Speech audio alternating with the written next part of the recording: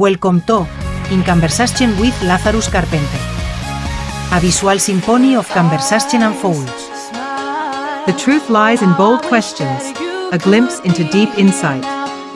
Let our journey provoke your thoughts. Experience the depth and variety of our discussion. Subscribe now to join the conversation. Well, good evening and welcome to this week's programme, Book of Bedtime Tales from Wales, and also to my podcast on Lazarus Carpenter author.com. A little bit of a stride off the normal track today as I invite to the programme, all the way from Nigeria, courtesy of Zoom, thank you very much Zoom, Will Digital. Good afternoon, Will. Good afternoon, Laz. How are you doing and how is everything over well, here? We're all very well here. How are you in Nigeria? You well, are you? I'm also fine in Nigeria. Thank you so much. Good. Okay, Will, you work doing a tremendous amount of digital work and editing and proofing for people and generally are offering services to authors, writers and creators, generally speaking. So can you start by telling us a little bit about yourself? Thanks so much for this interview. I really appreciate being on this broadcast show. Firstly, let me introduce myself as an African. We often have many names because we come from a certain family, and everyone wants to give the new baby a name. And we intend to have multiple names, but my real name is Adedeji. Can you pronounce it? Adedeji. Yes. Good. Adedeji. Tohib. Can you pronounce it? Adedeji. Yes. Right. And I choose my forefather name, which is William Pratik. Oh, okay. So I choose that for my brand name, right, which is Will Digital. Right. Okay. Well, it certainly sticks in the mind. Okay, we are a team of digital marketer that provides digital services for authors, life coach, broadcasts, and other businesses and other industries. And how long have you been doing what you're doing now? I've been in this business for the past 4 years now. Right. Okay. I started my career as a digital marketer on popular freelancing platform, which is Fiverr and Upwork. Are you with me? Yeah. So because Fiverr is the site where Fiverr, you services, isn't it? Yes. I work on Fiverr and Upwork. So I work with several industries. Like I work as a translator, social media manager, website design, lead generator for life insurance agency, and sales funnel creator for businesses. So when do you sleep? When do you sleep? As a freelancer, we work remotely and 24 hours because we work globally, and a lot of people come from different countries and we have different times. So we always online 24 hours. So after working on the platform, I earn 5 stars and reach top rated status on the platforms before my account was flagged. So as the platform became saturated, I decided to leave the platform and started reaching out to people on my social media handle, and I've been secured many projects through friends and connections on my social media. I mean, you've got a very good presence on social media. Yes. Very good presence. And it takes time to establish it, doesn't it? It doesn't happen overnight. And often it's working through friends networks that we can start and do things like that. I certainly know that from my own point of view. Okay. Well, so are you actually based in Lagos? Yes, I'm based in Lagos. Right. So all of your facilities. I saw you doing some teaching the other day on a video. What was that about? It's like I was teaching people digital marketing, something like website design. Though I have a team and I have office whereby I train people digital skills. And also I'm a network marketer. that I partner with a company called New Life. Mm-hmm. So I train people network marketing, how to become successful in network marketing business, and how they can build their online business through freelancing platforms. Mm-hmm. That's what I train people about. That's it. And do you do a lot of work at home locally for local people, or is most of your work associated with working with social media online? Yes, I work for people online and offline also. Right. Okay. Okay. So you offer a variety of services to people, don't you? Can you just give us a little sketch of those sorts of things that you offer?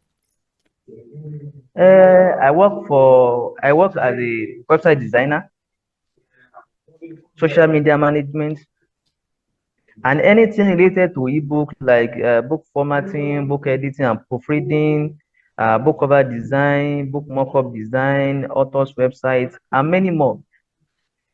That's a tremendous catalogue of skills that you've got there. I mean, obviously, you've got personal experience of doing some of these. Do you use a lot of programs to help you do your work?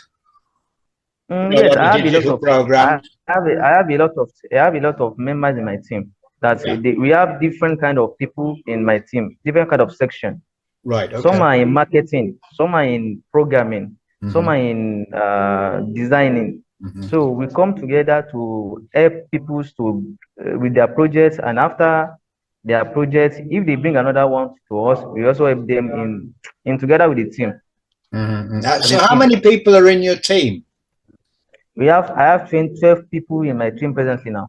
That's a lot. That's a lot. And everybody's freelance, yes? Yes, they are also freelancer. Right. Okay. It's the only way to be nowadays, I think, to be honest with you, isn't it? So you mentioned that you do work with ebooks. Do you do any actual publishing, hard copies at all, or is it only ebooks? Art publishing is hard in Nigeria because to establish that business we require a lot of capitals and a lot of backup from the government. But ebooks, you don't need to back up by government. You can only publish your book on Amazon, or if you also have your personal website, you can publish it there for people to download and buy the book from there. So if I should start up a publishing house in Nigeria, it's going to take me a lot of time and a lot of capital before I can start that one. So is that something that you might do in the future? Yes, I might do it in the future, but presently now I base on ebook service. Yeah. Well, you got to start somewhere, and you've made a very good start. I can't hear you. You've made a very good start. Okay. That's good. Thank you. So tell me, you mentioned earlier that you get people coming back to you again. That's obviously because they're very pleased with the work that you've done. I know you did some work for an author that I know quite well, Mitsiaya, and he was very pleased with the work that you did for him. Have you worked with any other English creators? I work with many people, most especially on my freelancing platform, which is on Fiverr. But on Fiverr, you can't bring those clients out. We only have our conversation on the platform, and after we deliver the projects, they leave. So when they flagged my account, I was unable to recover a lot of them back. Right. But when I started using social media to reach out to people who can give me projects, so I've secured like almost 10 authors, different authors from different countries. So I can mention their names. I have an author who is a poetess from Canada. Her name is Sehanjana Ashrafi. And also have a lot. I have a lot, but I can't remind except I check my books and started telling you about their names. Well, Jennifer. you don't have to give me their names. I mean, I'm just interested in the sort of work that you're doing, so that our listeners and viewers, if they're interested in you doing anything for them, they'll know what they're letting themselves in for. Really, I suppose that's what I'm interested in. Okay. Tell me, I mean, there are big problems in the industry now, so I'm going to throw a few questions at you just to get your opinions. Really, how do you feel about AI? Yeah, in the world we are living now is the world of AI, and to make the world simple and better place, there is no way we won't use AI. No, I mean there's a great problem certainly for authors now across the world, which you may be familiar with, where companies like Meta have actually used the content of quite a lot of authors in order to program AI, and haven't paid the authors for anything. They've just plagiarized it, really. How do you feel about that? I don't feel much about that. We just play around the technology.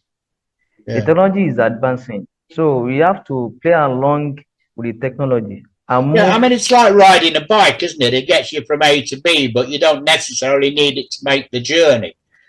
Okay. Fair analogy, I think, isn't it? Well, what's your? I mean, the other thing that is a big problem for a lot of people, writers particularly nowadays, and artists to some extent, but mainly writers, is actually getting started. They've written a book, then they want to take it to print. So, and as you and I both know, there are hundreds and hundreds, if not thousands, of publishing houses worldwide who offer services to budding writers for a fee, but a very large fee. And I'm talking about vanity publishing, where you're promised the earth and you're given an acorn, which hopefully you'll then go and plant yourself, because they're not going to plant it for you. Well, how do you feel about that? I was not happy these days about a lot of scammers trying to reach out to authors to help them with their books, and they take advantage of them. Yeah. What's very interesting is, I mean, last year alone, there were 4 million books published. That is a tremendous amount of competition for anybody, isn't it? 1 in 4 million chance of your book getting to become an Amazon #1 bestseller. But there is a way of actually getting yourself up the Amazon selling list, isn't there? What I asked you was, there are a lot of people who publish books, and they get themselves lost in a fog, because even though you and I both know it's quite easy to publish a book if you know what you're doing. And the advantages of sites like Amazon is they do give good guidelines as to how to do things, but a lot of people don't seem to want to do it themselves as such, because maybe they're a bit lazy, or maybe they're not very technical or whatever. So they will go to a vanity publisher who will then publish their book for them, promise them all sorts of things like, publicity, promotion, sales, etc., but don't deliver at the end of the day. And I think that has a tendency to, it deflates people, so they might write one book, but they'll never write anything else because of that experience that they've had, which is very deflating. I mean, for yourself, when you're working with people, do people ask you to assure that what you're going to do or not? Because I know nowadays people are always asking questions about, whether or not, somebody's going to do something because of the scam issues that there are around nowadays. Concerning that, from my own experience and what I've came across through authors from authors is that concerning the vanity authors, the vanity publishing. Can you hear me? Yep. I don't encourage that in the past, but these days a lot of scammers are outside there trying to collect and promise authors what they can do and what is not possible. Mm. I But mean, as an author, you need someone that it is very reliable and trustworthy and won't promise you what he can do. mm, As an author, to become a bestseller on Amazon or anywhere, it takes a lot of consistency and determination. And the more you consist, the more you have people, the right people around you, the more they motivate you and give you the energy to do more. But when you have come across a scammer, that may decrease your goal of being a best-selling author. And a lot of people are there looking out for you to read your books and to be motivated about your journey. But since you have come across a scammer before, so you may not have the right, you may not have the energy to go further. But as an author, I will advise them to know how to self-publish. Though they may still need some help when it comes to Amazon ranking, when it comes to Amazon SEO, when it comes to Amazon adverts, because those things are very complex that they might not get right, and it might cause the book blockage or account blockage. And I will also advise them that they should have their own brand. An author must have a personal brand, a unique brand that make him or her different from others.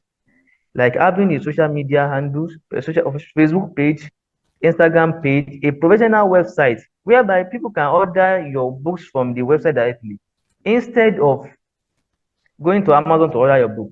So in case Amazon blocks your account, you may still have backup that people can still get your book from this place. I mean, on my website, I have what I call Ye Old Bookshop, where all my books are listed, so people can buy them there directly for that very reason.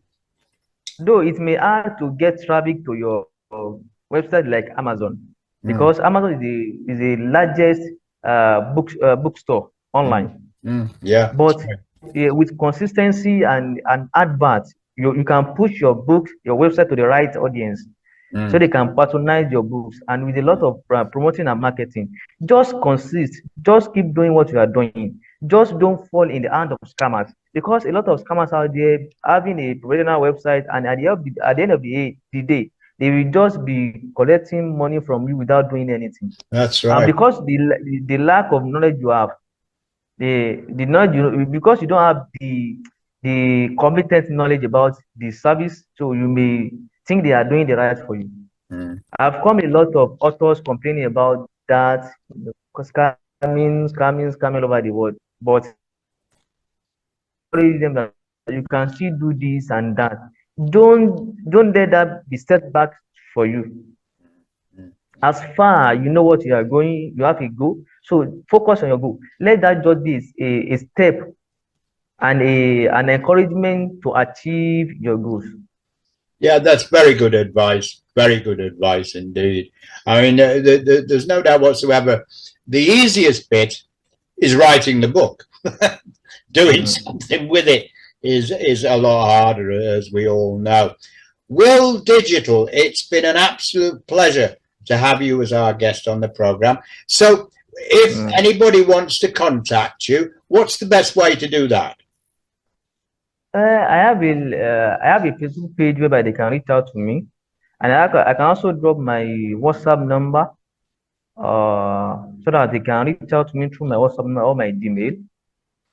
And Will Digital is a very popular face on Facebook as well. You're the only Will Digital on there. It's interesting. You're the only Will Digital in social media, and I'm the only Lazarus Carpenter in social media. Interesting, because that brings it nicely back to what you were saying earlier about branding, isn't it? You have to have a unique name that there's only you, so that when people do look for you on social media, it's easy to find you. So that's very good advice too. So thank you very much for being our guest on Book of Bedtime and on my podcast. And I look forward to hearing about things that you do in the future, which is very exciting. I'm certainly looking forward to seeing what happens to Messiah's book in the future, because I know him very well. He's part of my creative writing group, so he's a very creative writer, as we know. I like him very, very much. Yeah, he's one of the good guys. I like him very, very much. So he also likes me so much because we do talk like family. Yeah. We discuss a lot of things. He discussed a lot of things with me, and also I also share a lot of things with him because I see he has the energy and he's aiming big. So I have to support him with everything I have. So